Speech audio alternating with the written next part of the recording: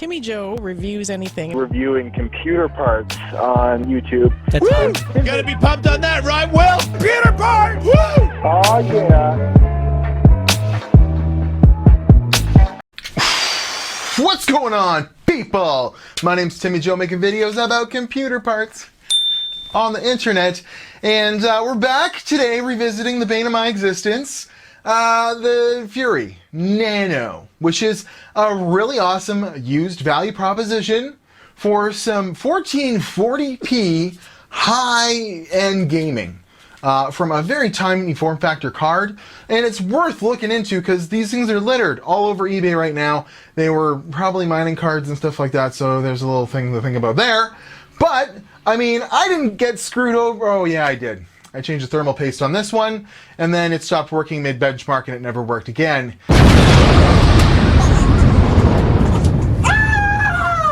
So I bought another one. My buddy Tyler actually let me borrow this one.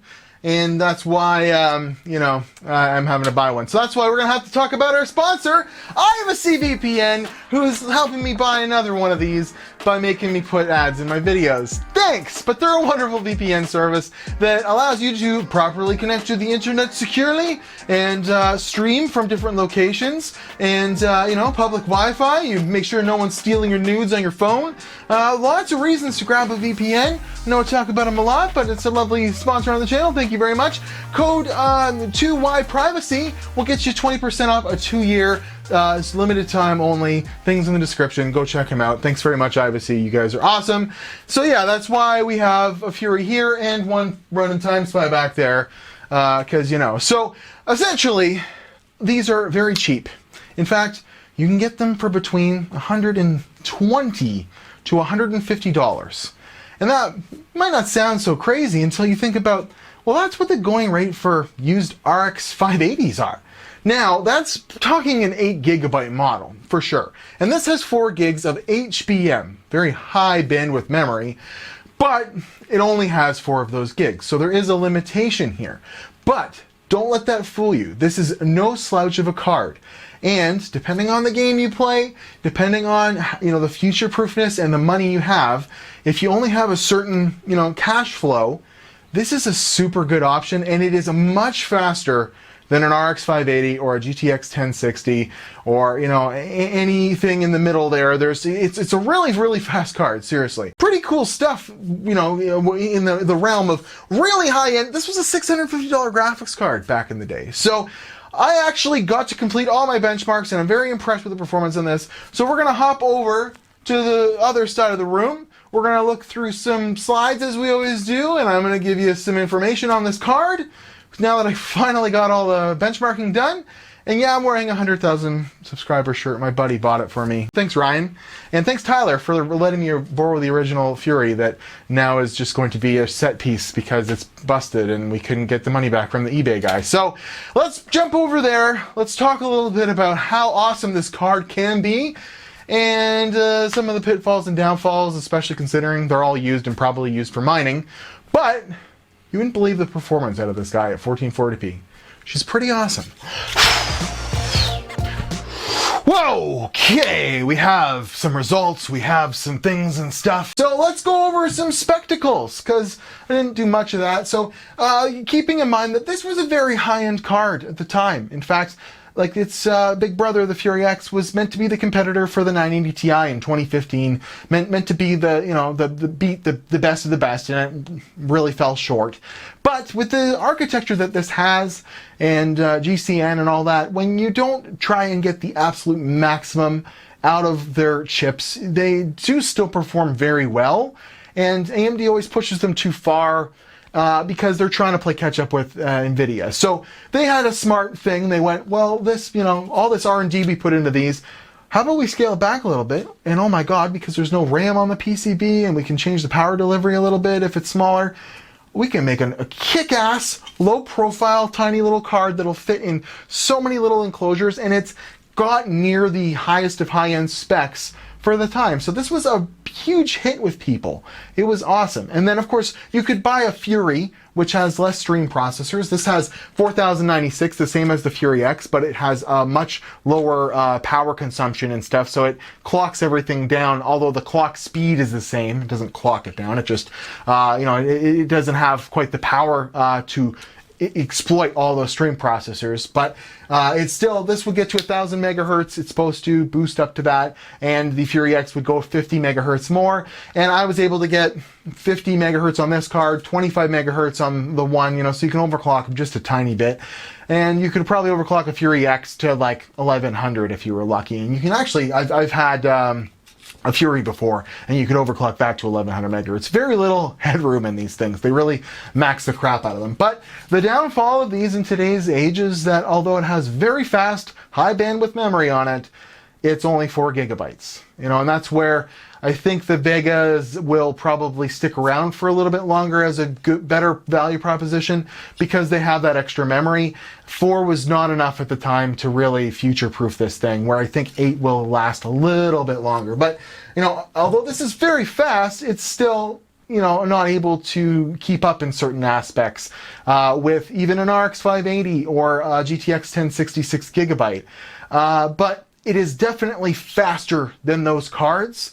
And all it takes is a little bit of tweaking to get some of the textures and the anti-aliasing down enough to keep your VRAM limit low enough that you can really push some frames with these things at 1440p, we'll find out. So let's start out with 3D Mark, of course. I love that, although... Firstly, I had to Google what 3D Mark was, then download a program on Steam that simulates a game, but isn't a game. So I'll cut the crap. I know what 3D Mark is, but as I said, we just don't use it on the channel. Hardware Unboxed hates it, but I like to use it because it's it's synthetic, but it's a good way of comparing cards to kind of see where they're at for, an average of gaming, all in one number. So it gets 15,172 and a graphics score of 17,033, which is pretty damn good considering that 1660 Ti I was talking about a second ago.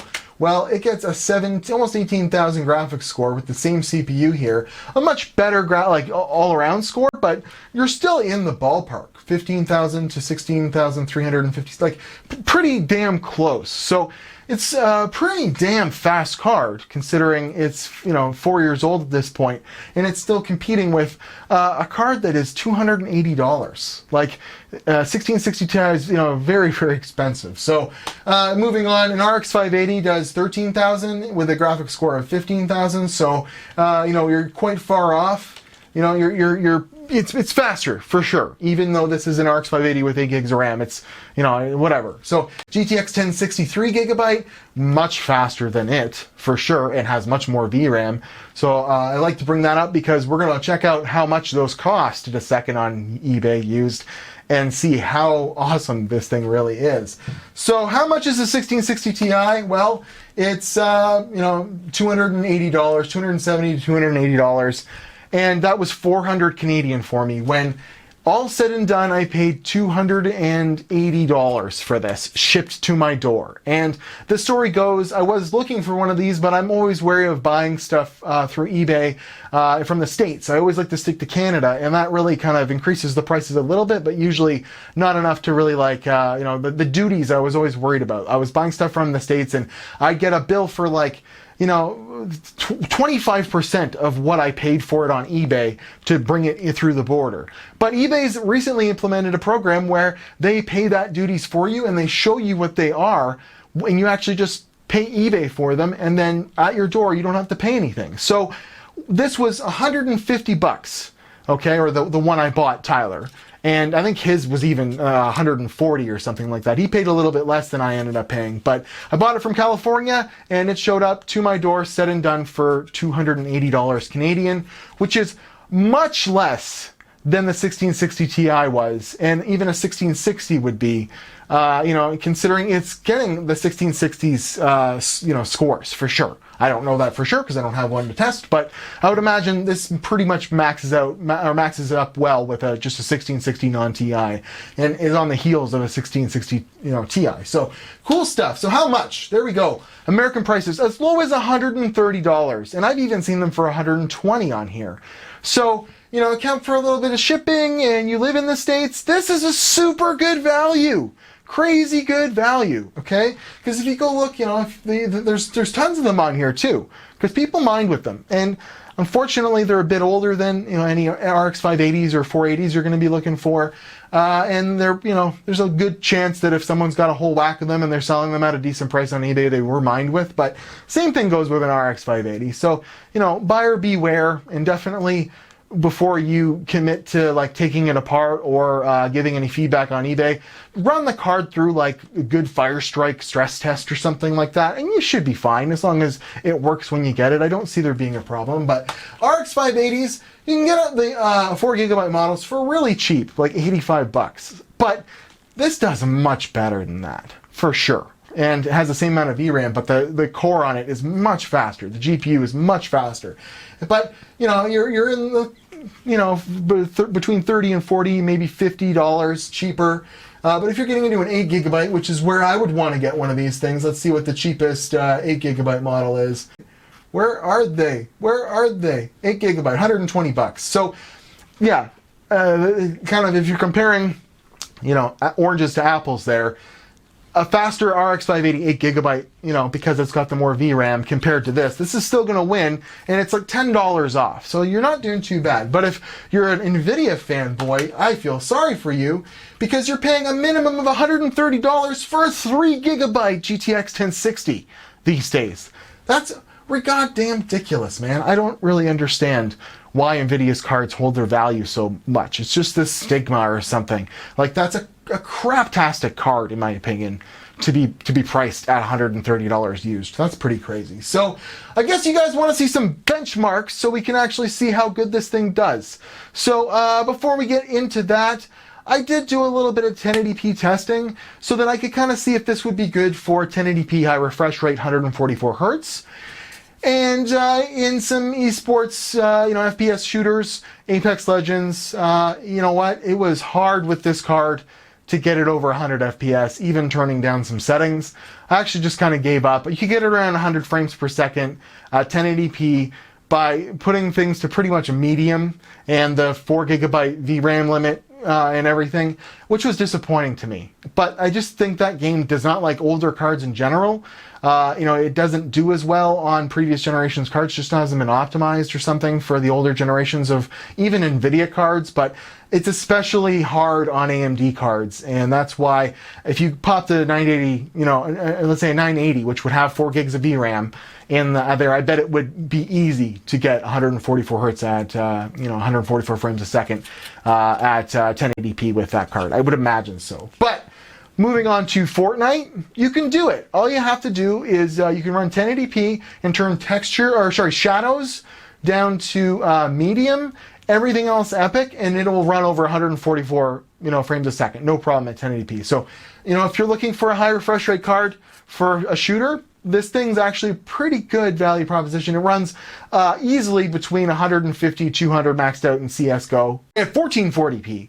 So you can even 1440p high refresh rate game with this thing in CSGO, Rocket League, all that stuff. So it's a really good value proposition for that kind of thing. But newer games and Apex Legends, not so much. But let's get on to some 1440p benchmarks, and I ran all the same benchmarks as on the 1660 Ti, and I'll put some you know, performance setup for both, so you know what's you know, how it compares, and then we'll come back and do a little conclusion.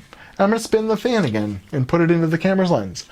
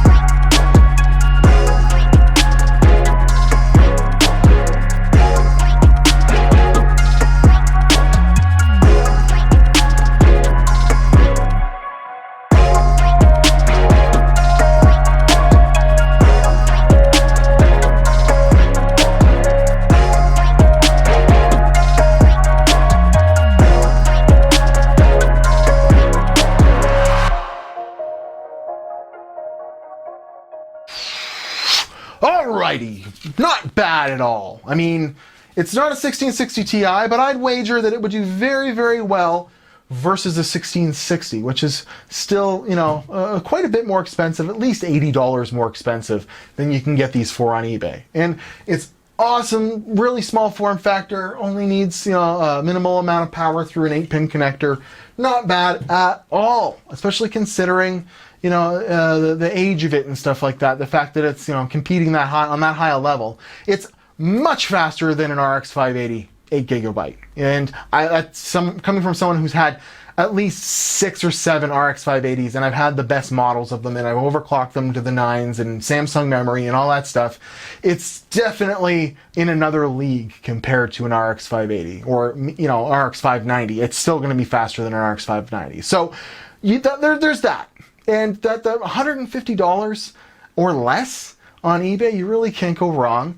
I mean, you're not typically going to find these on like Craigslist and stuff like that. I don't think so. It's not even really worth talking about that because you really can't return that. But if you buy one of these on eBay, my suggestion would be take it out of the box, put it in a computer, run Furmark, or if you have access to Firestrike, run a Firestrike stress test for as long as humanly possible in the first 24 hours. If it passes, you know, a couple hours worth of Firestrike in a half decent ventilated case with, you know, 98% or 90, you know, or better, then you're probably fine. But don't leave feedback or anything before you check it out. And then if it does die, you know what? It never worked in the first place. And, you know, that's, you know, a little bit of a gray area there, but a card should be able to survive Firestrike, you know, for 24 hours if you're buying it on eBay for, you know, $150 USD or you know, in and around there. That's my opinion. And, you know, that's just the way she goes. So buyer beware. eBay will always, you know, side with you as long as it looks like, you know, it just never worked when you got it. And you'll always get your money back. And yeah, it's a little bit of a pain in the ass compared to buying a new card and just being able to straight up return it to Amazon or whatever and get your money back instantly. But it's worth it for the kind of savings you can get on eBay, especially on a really cool little card like this. So yes, I 100% recommend checking one of these out. I'd also really like to look into the 980 Ti again in 2019. I should be getting one of those soon or something. Or 980. If anyone out there has like just a 980, like I'd love to have a look at those. So, you know, email me at timmyjoe.com. I'll try not to break it. But looking at these older cards that, you know, are going on 4 years now, I think they still do really, really well. Things have really slowed down in the progression of, you know, the GPU speed, and that's making it so, you know, a 4-year-old high-end card can still play with the big boys a little bit here in 2019. And this guy certainly did pretty well considering, you know, 1440p, that's a resolution that a lot of people, that's out of the realm of their possibilities right now. Most people are gaming at 1080p, and this card will max out pretty much anything, except for maybe some very newer games, and you know, you'd have to turn down like 1 or 2 settings in order to bring it under a VRAM limit of 4 gigabytes to make it work. So yeah, Fury Nano, super cool card. I really, really like it. And I think it'll actually still be fast for the next year or so, so wouldn't worry about future-proofing. The 4 gigs should last just a little bit longer, but it certainly has a shelf life because it's nearing the end of its age. But as far as a budget gaming value card right now, this is a super awesome deal. So check them out. Or, you know, a Fury, you know, board partner 3 fan version if you want to go crazy with it. But I'm at Watch Timmy Joe, Instagram and Twitter. This has been a damn road, a damn journey to get this done. So I'm going to give Tyler the working card. I'm going to put this on my shelf, I guess. I'm out the money, but thanks for supporting me. That last video did very well, and I hope this follow-up gives you guys a little bit of information on how good a card like this, Fiji, can do here in 2019, even with a little bit less VRAM than you'd hope.